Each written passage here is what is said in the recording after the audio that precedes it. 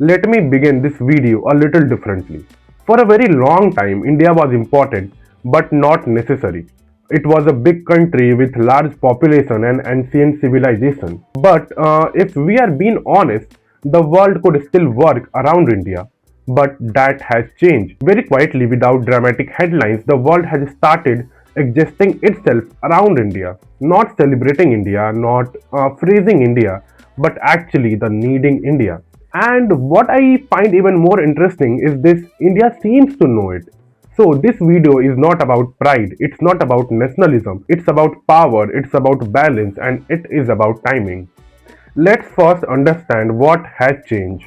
For almost 30 years, the world has a simple structure, one dominant power, that was USA, one economic system, and one rule book. Most countries didn't need deep strategy. They just needed to align correctly. But that world is gone. Today, the world system feels tense. The US and China are competing on everything like trade, tech, and influence. Russia is permanently separated from the Western system, and Europe feels different and unsure. Supply chains are rerouted and not trusted. Trust me, this isn't a phase, this is a reset. There's a simple rule in geopolitics that when things become unstable, countries don't look for friends, they look for balance. Now, here's where India enters the story, not as a hero, not as a leader of the world, but as a country that cannot be ignored anymore. Let's keep this grounded. India has a massive population, a massive consumer market, a strategic geographic between East and West, access to crucial ocean trade routes, a history of not being controlled by one power. India isn't fully aligned with the US, and that combination is very rare.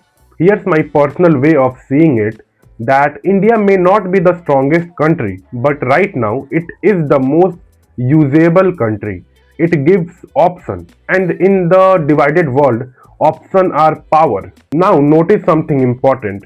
You won't see a dramatic announcement. You won't see a emotional speeches, but you will notice some pattern, that more diplomatic engagement with India, more trade discussions, more defense corporations, more global meetings where India suddenly matters.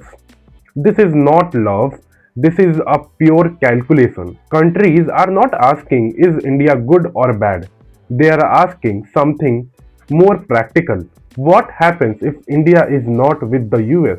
And that question alone tells you how valuable India has become. One thing I strongly believe is these countries don't move on morals, they move on interest and explain that later using morals. Now, this is the part most people miss. India's behavior. No rushing, no dramatic alliance, no loud declaration. India is slow, measured, and almost boring. But that's not weakness, that's confidence, because reacting fast often means you are afraid of missing out. Strong players don't chase, they wait. My personal reading of India's strategy is this: India is not trying to dominate the world, it's trying to make itself unavoidable. And there's a big difference. Now, I want to be very clear here. This opportunity is not guaranteed. India still struggle with infrastructure gaps, skill mismatches, bureaucratic delays, execution problems. Being needed is one thing, delivering is another. History is full of countries that had the moment and let it slip. So, this is not a victory story. This is a window of opportunity, and windows don't stay open forever. So, when people say the world suddenly needs India, this is what they actually mean. The old system is breaking, the new one isn't ready, and India has become a balancing force in between. Not because it's loud, but because it's positioned well. And India knows it. That knowledge is quiet. My final thought is simple. Power today is not about controlling others, it's about becoming impossible to ignore. And for the first time in a very long time, India is exactly where it should be.